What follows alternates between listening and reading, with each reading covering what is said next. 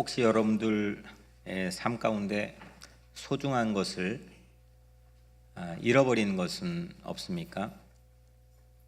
또 잃어버리다 못해 이제 아예 이렇게 잊어버린 무언가는 없습니까? 오늘 누가복음 15장은 잃어버린 사람, 또 잊혀진 사람,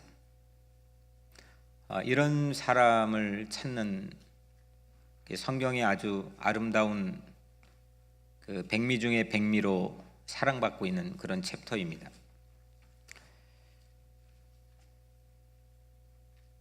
잃어버린 하나님 조국 안에서 남과 북으로 가족이 흩어져 70년을 보낸 그런 이산 가족들, 또 자녀를 잃어버려 그 자녀를 그리워하며 또 기다리는 그 부모의 마음, 전부 다 뭔가를 상실하고 잃어버린 사람들의 모습입니다.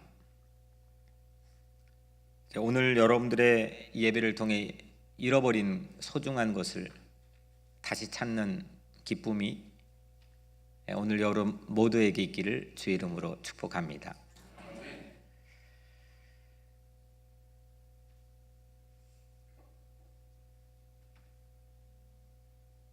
잃어버린 사람들, 잊혀진 사람들, 백정, 또 노비, 이런 사람들을 다시 찾아 목소리를 들려준 한국의 인기리에 방영됐던 드라마가 있습니다. 혹시 아십니까? 미스터 선샤인. 혹시 많이 보셨습니까?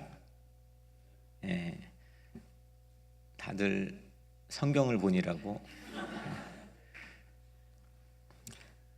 미스터 선샤인 대박 인기 드라마가 얼마 전에 종영을 했죠? 지난주에요. 아는 척 해도 돼요, 우리. 제가 그 명대사 요약본을 보니까 이런 대사들이 있어요. 양복을 입고 얼굴을 가리면 우린 얼굴도 이름도 없이 오직 의병이요. 기억나십니까? 그렇게 환하게 뜨거웠다가 지려하오. 불꽃으로 죽는 것은 두려우나 난 그리 선택했어. 제가 좀 더 멋있게 하면 좋을 텐데. 1871년 신미양요. 미국이 처음에 한국에 들어가서 나라가 어려워지기 시작했던 그 구한말, 그때 한 소녀의 이야기를 중심으로 펼쳐나가는 그런 드라마인 것 같습니다. 그리고 드라마의 대부분의 시간은 제가 좀 찾아보니까 1900년부터 1905년, 1910년이 한일 합방이 되었으니까 나라가 기울어가는 가장 일촉즉발의 위기의 순간에 조선의 의병 활동을 중심으로 전개되고 있는 그런 드라마입니다. 그 드라마 그 남자 주인공이 극 중에서 이름이 뭐죠? 아니, 극 중에서 그 이병헌한테 푹 빠져가지고 유진 초이, 유진 초이가 혹시 무덤이 어디인지 아십니까? 극 중에서는 죽었죠? 죽었나요? 죽었죠. 아쉽게도 여심들의 마음을 흔들어 놓고 죽었습니다. 근데 그 무덤이 어디 있느냐? 실제 애국지사 황기환이라고 하는 인물인데 연합뉴스 한국의 연합뉴스 기사를 발췌해서 잠깐 소개하면, 황 지사가 묻혀 있는 곳은 뉴욕 퀸즈 메스패스에 있는 165년 된 마운트 올리벳 세미터리, 이 공동묘지 가장 서쪽인 웨스트론입니다. 이 공동묘지는 제가 지난 봄에 화요 노아방주팀과 새벽 예배 마치고 매주 운동 삼아 신방 삼아 방문했던 그곳입니다. 혹시 몰랐죠? 저도 몰랐는데 그 돌았던 데에 일본 묘지들은 허름하게 있는 걸 봤는데 저 맨 끝에 아주 50cm도 안 되는 작은 비석이 세워져 있는 그런 묘가 있다고 합니다. 비석엔 이렇게 기록이 되어 있답니다. 대한인 황귀한지묘 민국 5년 4월 18일 영면 All Hwang born in Korea died April 18, 1923. 민국 5년, 이건 대한민국 임시정부 수립을 기준으로 산정한 민국 5년이라는 연도 표기는 비석을 세운 당시 뉴욕 동포들이 독립 염원을 담은 뜻이라는 걸 짐작해 볼 수가 있습니다. 대한민국 임시정부 수립이 건국일로 생각했던 당시 독립운동지사들의 생각 때문입니다. 이후에 그는 가족도 없고, 극중에서도 가족이 없죠? 제가 잘 모르는데 애국장에 추서되고 독립운동이 인정된 거죠. 당시 김규식과 서재필, 우리가 들으면 아는 독립운동지사들과 함께 독립운동을 진행했고 1919년 파리 강화회의에 실제 편지를 썼던 주축 주역 인물이기도 했습니다. 미군에 자원 입대했고 뉴욕의 한 병원에 숨을 거두기까지 파란만장한 민족의 아픔과 같이 선을 같이 하는 삶을 살았습니다. 얼마 전 국가보훈처가 처음 이 묘지를 발견했는데 조국의 독립을 위해 낯선 땅에 싸우다 요절한 황지사 무덤은 지금으로부터 한 7년 좀 더 됐겠네요. 한 10년 전에 어렵게 발견되었습니다. 잃어버린 거였죠. 드라마에도 나와 있는 의병들의 이름은 우리 알지 못하고 잃어버린 거예요. 저도 이번에 처음 알았는데 당시 조국의 독립자금을 마련해 송금해 주기 위해서 이 뉴욕의 숱한 한인들이 조지 워싱턴 무리지를 만들다가 죽었다고 합니다. 개개별로 무덤을 만들지 못하고 한 곳에 그냥 같이 거의 그냥 애니멀 취급하면서 매장 당했는데 한국 국가보훈처에서 이를 알고 그를 찾기 위해 어렵게 그 잊혀졌던 인물들을 찾아 나섰습니다. 그러다가 그 조지 워싱턴 제 다리가 아니니까 조지 워싱턴 브리지 지난주부터 계속 제 이름이 나와가지고 많이 한인이 죽었는데 너무 멋있잖아요. 우리 멋있는 곳에 사는 거예요 지금. 독립운동 자금을 보내기 위해서 이곳에서 의병운동 같은 독립운동들을 하다가 우리가 맨날 건너는 조지 워싱턴 브리지를 만들다가 한인들이 무수히 죽었고 미드타운을 만들다가 중국인들이 무수히 죽었습니다. 한 곳에 매장된 그곳을 애타게 찾다가 일찍이 죽은 애국지사 황지환의 묘를 1928년도에 조지 워싱턴 브리지가 만들어지기 시작했을 텐데 1923년도에 죽었으니까 그보다 더 일찍 죽은 황지환, 우리가 유진초이로 알고 있는 그 인물의 묘를 찾았습니다. 이 근처에 바로 있는 거죠. 지금 한국에서는 빠른 시일 내에 한국의 묘를 이장하기 위해서 국가적으로 소송을 걸었다는 얘기도 듣고 그랬는데, 여하튼 이렇게 잊혀진 사람, 소중한 사람인데 노비였죠. 그리고 극중의 백정, 노비 이런 사람들, 이름 없는 의병들, 나라를 지키기 위해 자기 목숨을 초계같이 버렸던 천민들, 이런 사람들을 들추어낸 그 드라마는 상당히 저는 가치 있다라고 생각을 합니다. 오늘 이 말씀도 드라마입니다. 실제 있었던 일이 아니라 예수님께서 드라마를 각색해 예수님의 마음을 가장 멋있고 감동적으로 표현한 드라마입니다.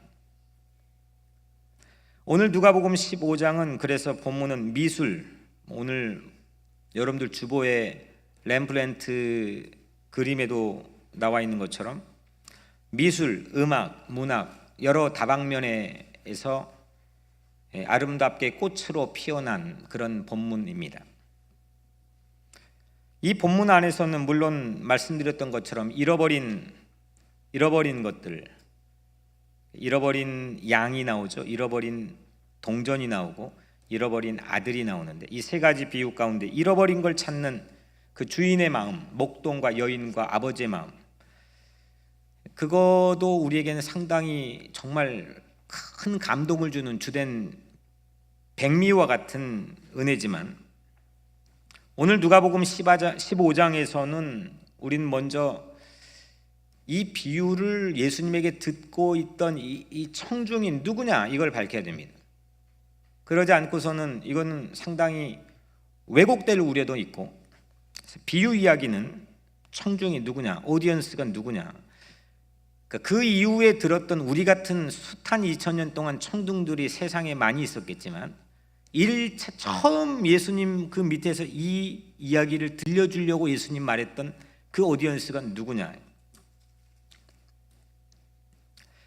20대 후반부터 사실 제가 이렇게 이 본문을 가지고 선포했고 우리 교회 부임에서도 이와 비슷한 내용을 가지고 선포하기도 했는데, 제가 사실 지금까지 처음으로 한 목사님이 이 청중 구분 이야기로 이 말씀을 설교했고 출판을 했습니다. 그분이 이제 맨하탄의 팀 켈러 목사님이신데, 그 이후에는 이 본문을 가지고 거의 대부분 잃어버린 거에 초점을 맞춰 설교를 들어왔습니다. 팀 켈러 목사님이 쓴 책 The Prodigal God, 한국 제목으로는 탕부 이야기. 한국에서 목사님들에게는 알려져 있겠지만 팀 켈러 목사님이 일반 한국의 성도들에게 사랑을 받게 된 결정적인 가장 빅 히트가 되었던 책, 미국에서도 가장 팀 켈러 목사님이 가장 많이 팔렸던 책 The Prodigal God. 제가 좀 책 출판을 일찍 했더라면 오늘 1절에 보니까 예수님 주변에 누가 몰려들었습니다. 모든 세리와 죄인들이 말씀을 들으러 가까이 나오니. 누가 예수님 주변으로 몰려들었습니까? 세리하고 죄인들입니다. 그러니까 그 극중 인물로 치자면 백정이나 노비 같은 사람들입니다. 팀 켈러 목사님은 이 세리와 죄인을 1차적 청중이라고 구분했습니다. 그런데 저는 그리 보지 않습니다. 물론 예수님은 세리와 죄인들에게 말씀하고 있었습니다. 그리고 그들은 분명히 세리와 죄인들은 예수님의 말씀을 듣기 위해서 몰려든 사람입니다. 오늘 2절에 보면 바리새인과 서기관들이 수군거려 이르되 이 사람이 죄인을 영접하고 음식을 같이 먹는다 하더라. 누가 등장합니까? 바리새인하고 서기관이 등장합니다. 이 두 부류의 사람들이 예수님에게 화를 냅니다.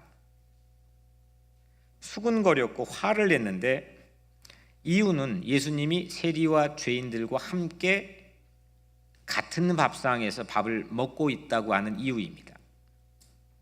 물론 우리 입장에 이건 말도 안 되는 억지이지만 그들에겐 매우 당연한 상식이었습니다. 3절에 예수께서 그들에게 이 비유로 이르시되, 이 말씀을 한 다음에 예수님께서 연달아 숨도 쉬지 않고 세 가지 비유를 연달아 말씀하셨는데 그 누구에게 말했느냐는 겁니다. 예수께서 그들에게 이 비유로 이르시되, 예수께서 그 비유를 들었던 그들이 누구냐 이겁니다. 그들은 세리와 죄인들과 밥상을 먹는 예수님께 시비를 거는 바리새인과 서기관들이었습니다. 그들이 청중입니다. 그러니까 이 비유를 듣고 있는 건 1차 청중, 2차 청중이 있는 게 아니라 그들에게 듣는 겁니다.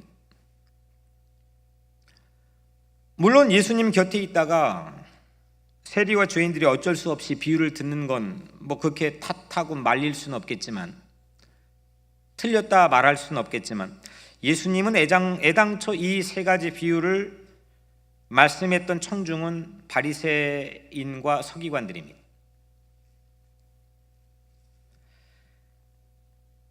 그래서 누가복음 15장은 잃어버린 것만 주목하는데, 물론 그것도 주목하지만 실은 잃어버린 둘째 아들을 두 팔 벌려 환영하고 감동적인 장면을 연출한 그 아버지에게 시비를 걸고 있는 큰아들이 주목을 받아야 마땅합니다. 사실 그동안 둘째 아들에 비해서 큰아들의 비중은 이 드라마에서 그닥 크지 않았습니다. 돌아온 탕자, 이 둘째 아들의 우리 각자 자신을 빗대어 은혜를 받고 감동을 받는 게 본문의 묘미이지만,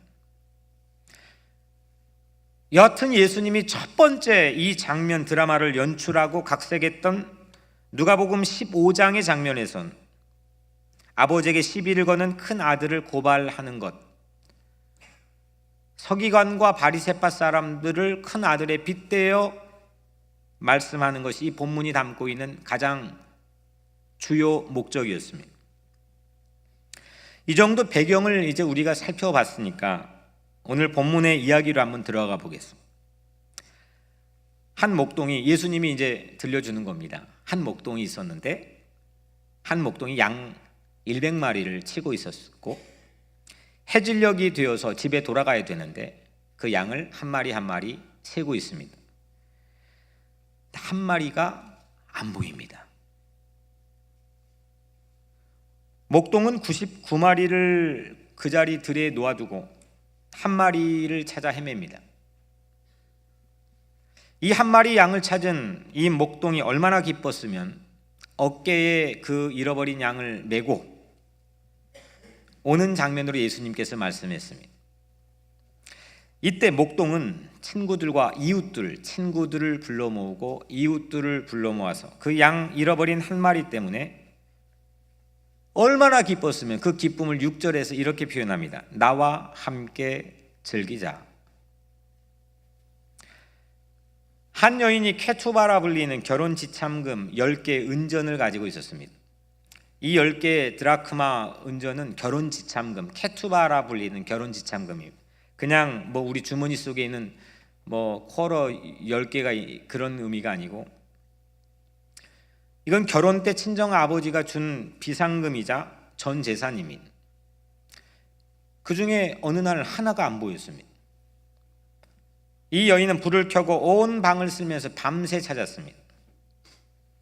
은전을 찾은 여인은 목동과 똑같이 친구를 부르고 이웃을 불러 모아서 너무 기쁜 나머지 그 기쁨을 9절에서 이렇게 표현합니다. 나와 함께 즐기자. Rejoice with me. 동일한 표현입니다. 마지막 비유는 이렇습니다. 아버지에게 두 아들이 있었습니다. 둘째가 가출했습니다. 아버지는 매일같이 아들을 집 문 밖에 기다리는 걸로 우리는 이 본문을 통해 상정해 놓고 그리 알고 있습니다. 둘째 아들 탕자가 돌아옵니다. 둘째 아들이 돌아온 날 아버지가 무엇을 합니까? 뭐 했죠? 세 가지를 바꿔줬는데, 제일 좋은 옷을 입혀줬고, 두 번째는 손에 가락지, 반지를 끼워줬고, 그 다음에 세 번째로 new shoes, 새로운 신발로 바꿔줬습니다. 아버지는 목동과 여인처럼 너무 기뻐가지고 이 기쁨을 23절에서 이렇게 표현합니다. 우리가 먹고 즐기자. 6절, 9절, 23절에서 나와 함께 즐기자, 나와 함께 즐기자, 우리가 먹고 즐기자.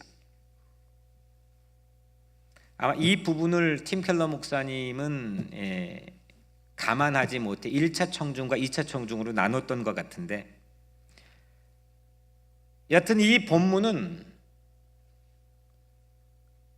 서기관과 바리새파 사람들에게 해주었던 이야기이고, 그 두 부류의 사람들이 지금 마음에 화가 나 예수님에게 시비를 거는 이유는 이 예수님이 잃었다가 다시 찾은 이 그 기쁨을 몰랐기 때문입니다. 그래서 오늘 본문의 32절 가장 마지막 절, 우리가 즐거워하고 기뻐하는 것이 마땅하다. 네 동생은 죽었다가 살아났고 내가 잃었다가 얻었기로 우리가 즐거워하고 기뻐하는 것이 마땅하다. 그 마땅한 걸 마땅하게 여기지 못하는 마음들이 세상에 적지 않습니다. 우리가 먹고 즐기자, 나와 함께 즐기자, 이거는 잃어버린 것을 다시 찾은 예수님 마음입니다. 그리고 동시에 바리새인이 맞서고 시비 걸었던 예수님의 마음이기도 합니다. 한쪽은 예수님의 마음은 잃어버렸다가 다시 찾은 마음이고 너무 기뻐하는 마음이고, 한쪽은 그걸 못마땅히 여기고 시비 걸고 맞섰던 한 부류의 마음입니다. 그런데 우리는 오늘 이 자리에 우리가 앉아 있는 건 그 마음으로, 예수님 마음으로 잃어버린 하나가 의미를 갖게 되어 이 자리에 앉아 있는 겁니다. 여러 가지 삶으로 우리는 내 삶의 가치, 가격, 프라이스를 매길 수 있습니다. 그걸 뭐 좀 고상한 얘기로 미닝, 의미를 담아 둘 수 있습니다. 나는 어디 학교를 다녔고, 나는 뭘 했고, 나는 어떤 업적이 있고, 난 어느 정도 차를 타고 다니고, 뭐 그런 여러 가지 내 삶에 의미를 부여해 줄 수 있는 걸 사람은 전부 찾고 있습니다. 근데 예수 믿는 사람들은 이 마음 때문에 의미를 갖습니다. 잃어버렸다가 나는 예수님에게 다시 발견되어 찾아진 사람, 그 예수님의 마음이 없으면 세리와 죄인들은 밥상에서 아무 의미 없는 사람입니다. 김은숙이라고 하는 그 한국의 최고의 드라마 작가는 백정, 황귀한, 의병, 이름 없는 노비, 이런 사람들을 의미 있게 만들었습니다. 극 중에서. 예수님은 그 정도가 아니고 온 인류를 통틀어 가지고 잃어버렸던 사람들을 의미 있게 만들어줬습니다. 그래서 그 마음, 그 예수의 마음으로 오늘 내가 있는 줄로 믿습니다. 돌아온 탕자를 요새 무엇라고 부르는지 아십니까? 돌탕. 네. 돌탕 때문에 아빠가 이제 잔치를 벌이죠. 이 이야기는 우리 너무 잘 아는 얘기입니다. 이때 큰 아들이 집에 옵니다. 집에서 춤추는 소리가 들리죠. 큰 아들이 춤추는 소리를 듣고 종을 불러서 자초지종을 묻습니다. 그리고 듣습니다. 이때 큰 아들 반응이 오늘 28절에 실감나게 나오는데, 이것이 사실 오늘 예수님이 당시였다면 액센트를 더 강하게 힘을 줘가지고 말했을 법한 그런 클라이막스입니다.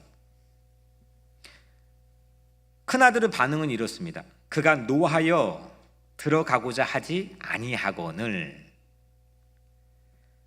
삐진 겁니다. 집에 아예 안 들어가겠다는 겁니다. 큰아들이 아버지에게 따집니다. 난 오랫동안 아버지를 도왔습니다.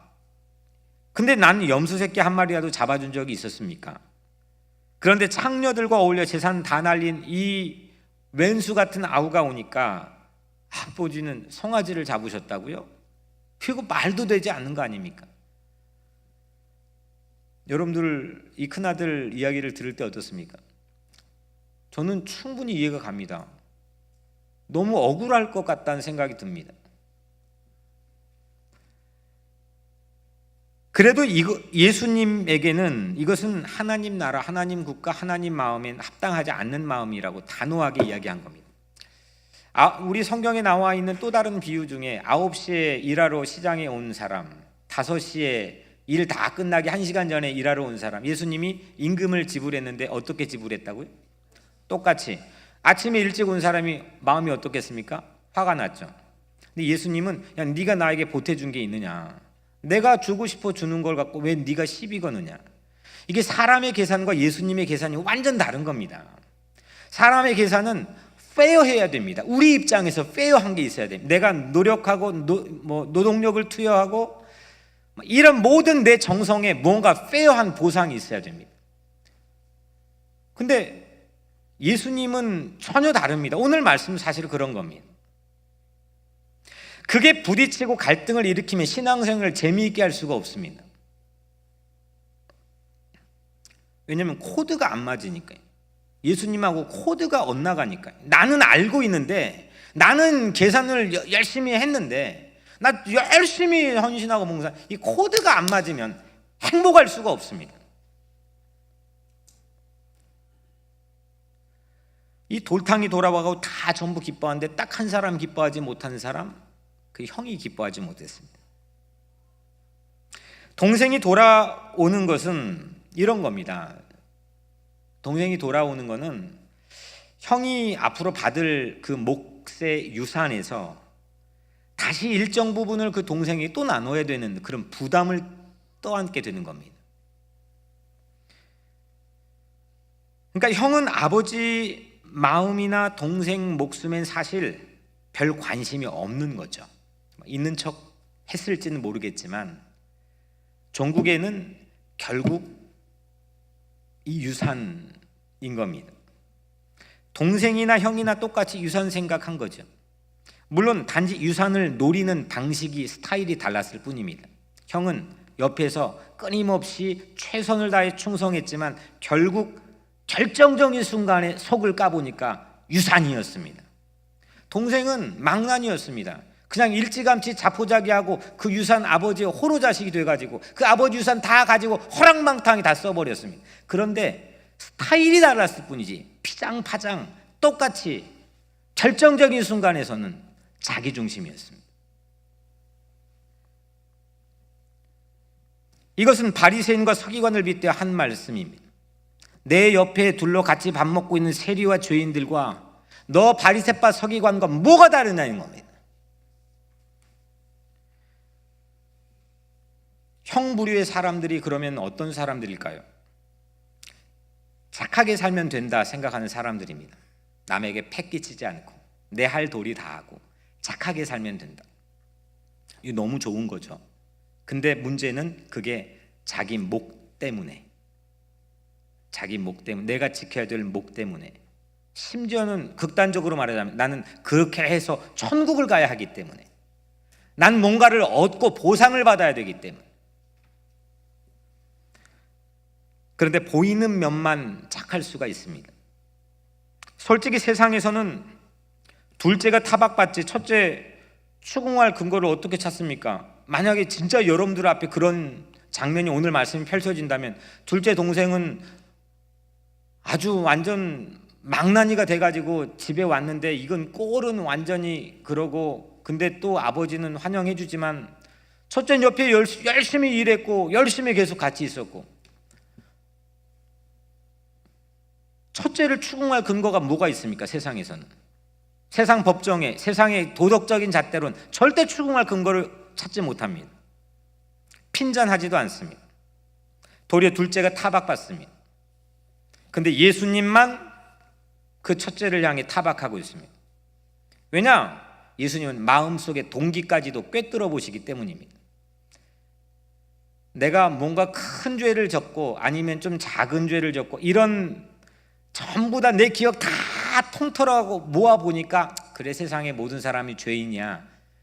사도 바울은 그런 맥락으로 말한 게 아닙니다. 오늘 말씀처럼 서기관 바리새파 사람들 아니면 세리 죄인들, 큰아들이나 둘째 아들이나 그걸 노리는 방식만 달랐을 뿐이지 똑같이 자기중심적인 이기주의를 가지고 똑같이 피장파장 죄인이라는 게 예수님이 그 마음을 꿰뚫어 본 판단입니다.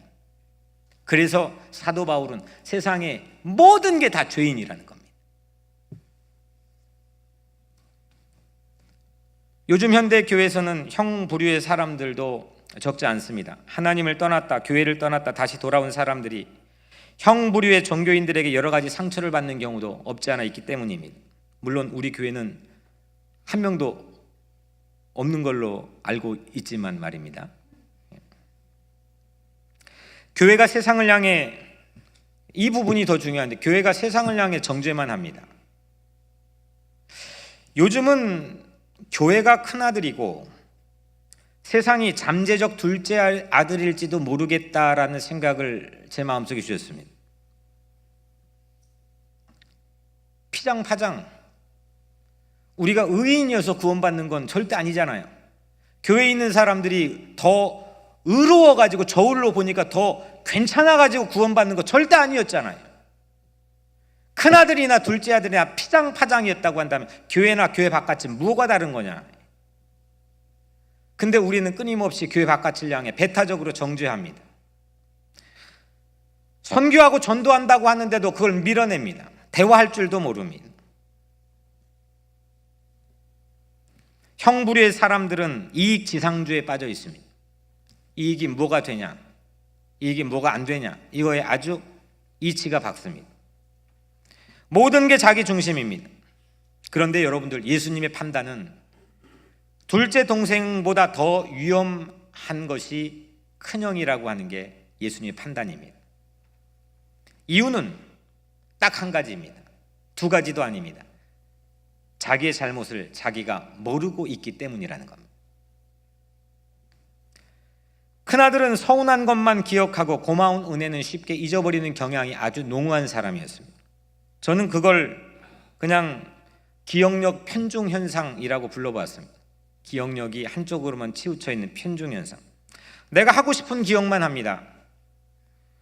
아내에게 숱한 사랑을 만약에 여러분들 가운데 받은 게 있는데 늘 나를 타박하는 것만 기억합니다.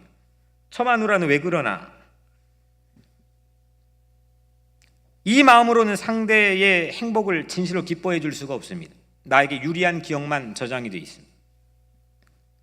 그래서 나도 불행합니다. 절대 행복해질 수가 없습니다. 오늘 이 본문에처럼 진수성찬이 차려져 있는데 그게 그림의 떡이 되는, 그게 형부류의 삶입니다. 어마어마하게 좋은 게 펼쳐져 있는데 그게 늘 그림의 떡입니다. 늘 거리감이 있습니다. 그건 내가 소유하지 못합니다. 이게 형부류가 가지고 있는 삶의 스타일입니다. 나하고만 친해야 되는데 내 영향력이 줄었다고 화내는 것, 이거 서기관들의 모습입니다. 바리새인들의 위장은 밥상마다 소화불량입니다. 소화가 되지 않습니다. 하지만 예수님의 밥상은 누구와 함께 먹어도, 누구와 함께 먹고 즐겨도 소화가 되는, 마치 돌쇠 위장 같은 그 예수님의 밥상입니다. 내게 이득이 될 때만 함께 밥 먹어주는 걸 저는 로비라고 부르고 싶습니다. 하지만 연약하고 소외된 이웃들, 때론 손해가 될 뻔한 사람들과 함께 즐겁게 밥 먹는 것, 그게 바로 성찬입니다. 오늘 우리는 성찬을 나눴습니다. 이거는 예수님이 제정해 주신 거룩한 예전에 따라 나눈 성찬이지만 종교개혁 이전에는 이 말씀의 중요함보다 이 성찬 전체가 예배였습니다. 그리고 이 성찬을 먹고 마시고 나누는 건 예수님께서 우리 같은 세리 죄인들과 함께 밥 먹어주는 놀라운 은혜에 감격하는 순간들이었고, 그들은 세상에 나가서 그대로 했습니다. 그래서 저는 복음은 여러 가지 표현이 있겠지만 복음은 밥을 함께 먹는 거라고 생각합니다. 둘째 아들이 어떻게 다시 아버지와 밥상에 앉을 수 있겠습니까? 무슨 염치로, 무슨 꼴로? 자기도 고백하지 않습니까? 내가 무슨 꼴로? 그런데 아버지는 함께 그 둘째 아들과 밥상에 앉지 않습니까? 이게 복음입니다. 예수님은 아예 자신이 내가 밥이다, 내가 떡이다, 내가 빵이다, 나를 먹지 않고서는 너희는 나하고 상관이 없느니라, 아주 단호하게 말씀했습니다. 이제 오늘 마지막 말씀의 클라이막스로 들어가 보겠습니다.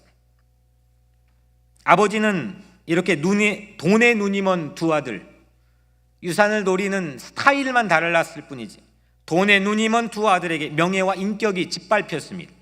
완전히 깡그리 이 아버지는. 그게 무슨 꼴입니까? 죽지도 않았는데 유산 타가겠다는 둘째 아들이 있는 집구석이, 그리고 돌아온 둘째 아들 환영해 주는 아버지 보고 씩씩거리며 화내고 집에 들어오지 않겠다는 첫째 아들이 있는 그 아버지의 명예와 인격은 완전히 짓밟혔습니다. 그런데 이 아버지는 여전히 두 아들을 사랑합니다. 아버지 앞에 선 첫째 아들도 둘째 아들도 피장파장 허물 많은 자식들이지만 이 아버지는 첫째 아들도 둘째 아들도 똑같이 사랑합니다. 다만 밥상에서 말씀을 듣기 위해 모인 세리와 죄인은 예수님의 곁에 있었지만, 그 둘째 아들은 예수님의 곁에 있었지만, 그 밥상 가지고 시비를 거는 바리새인과 서기관은 예수님의 곁에 있지를 못하지 않았습니까? 그 차이일 뿐입니다. 아버지는 똑같이 사랑했습니다. 그런데 한 부류는 곁에 앉아 같이 밥 먹었지만 한 부류는 곁에 앉지 못했습니다. 그래도 아버지는 어떤 아들이라도 기다리며 사랑하는 줄로 믿습니다. 마지막 15장의 주인공을 우리가 함께 만나러 한번 들어가 봅시다. 첫째 비유, 세 가지 비유가 나오는데 첫째 비유, 둘째 비유, 셋째 비유가 있는데 첫째 비유, 둘째 비유에는 뭔가를 잃어버립니다. 그리고 둘 모두 이 목동과 여인은 찾으러 나갑니다. 그죠? 찾으러 나갑니다. 그 찾는 열정과 열심까지도 아주 세밀하게 묘사해 주는데 99마리 안중이 없고 4절에 보면 잃은 것을 찾아내기까지 찾아다니지 아니하겠느냐. 잃은 걸 찾을 때까지 찾아 나섰습니다. 여인도 찾아 나섰습니다. 8절에 등불을 켜고 집을 쓸며 찾아내기까지 부지런히 찾지 아니하겠느냐. 둘 모두 찾아 나섰습니다. 그런데 여러분들, 세 번째 탕자 비유만 아버지가 찾아 나서는 장면이 보이질 않습니다. Why? 탕자가 돌아오는 이 말씀의 20절에 보면 거리가 먼데 아버지가 그를 보고 측은히 여겨 달려가. 사실은 기다린다는 말도 없습니다. 그냥 이걸로 미루어 짐작하면 이건 문 밖에 기다렸던 거 아니고는 가능하지 않는 씬이라는 거죠. 거리가 먼데 아버지가 그를 보고 측은히 여겨 달려가. 찾아 나서지 않았습니다. 이 부분만으로 아버지가 기다렸다는 걸 우리는 추정하지만 첫째 비유와 둘째 비유와 다르게 셋째 비유에서는 예수님이 잃어버린 당사자가 찾아 나서는 모습을 예수님은 보여주지 않았습니다. 왜 그럴까? 그냥 아버지는 기다렸습니다. 왜 그럴까? 찾으러 나서는 사람이 유독 여기에만 안 보이는 것, 이건 여러분들 보고 생각해 보라는 거 아니겠습니까? 찾아 나선 이를 굳이 등장시킬 필요가 없었던 것은, 굳이 이 비유에서는 그 찾아 나서는 그 아버지를 묘사할 필요가 없었던 것은 바로 예수님이 이 땅에 찾으러 오셨기 때문입니다.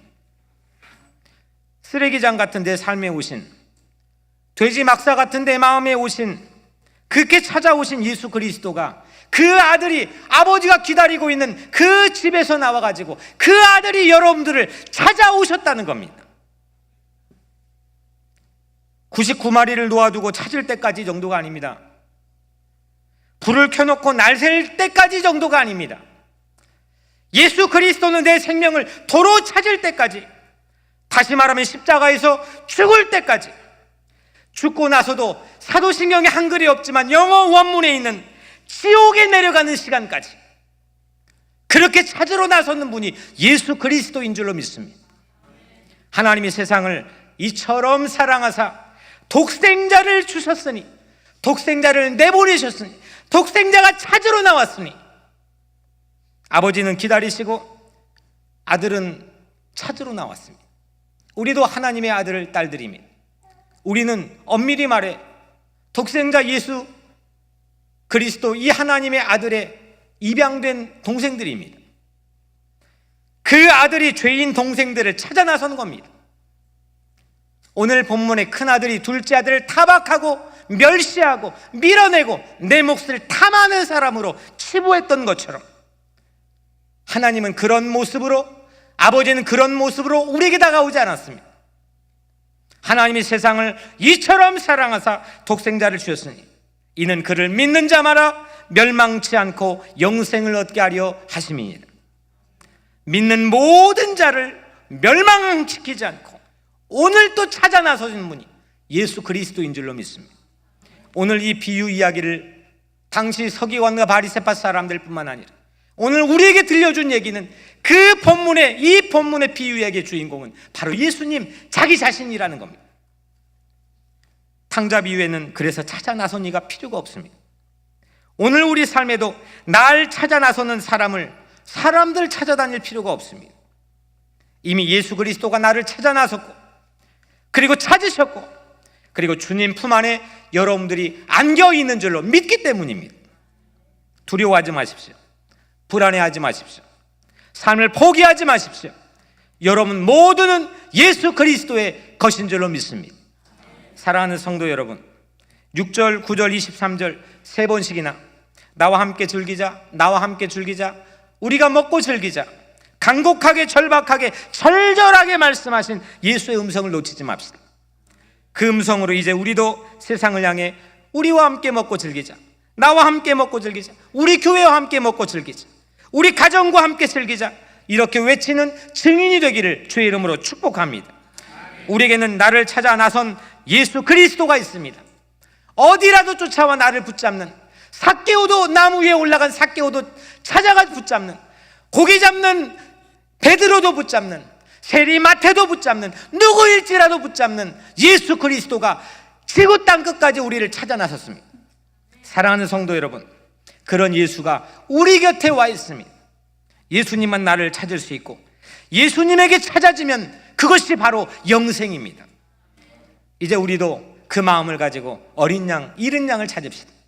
세상에 나가 여러분들의 자녀들을 찾고 여러분들 주변의 이웃을 찾고 친구를 찾고 부모와 가족을 찾고 잃어버린 민족을 찾고 잊혀져 있는 수많은 이름들을 찾는 그런 예수의 마음을 가진 능력 있는 주의 자녀가 되기를 주의 이름으로 간절히 축복합니다. 기도하겠습니다.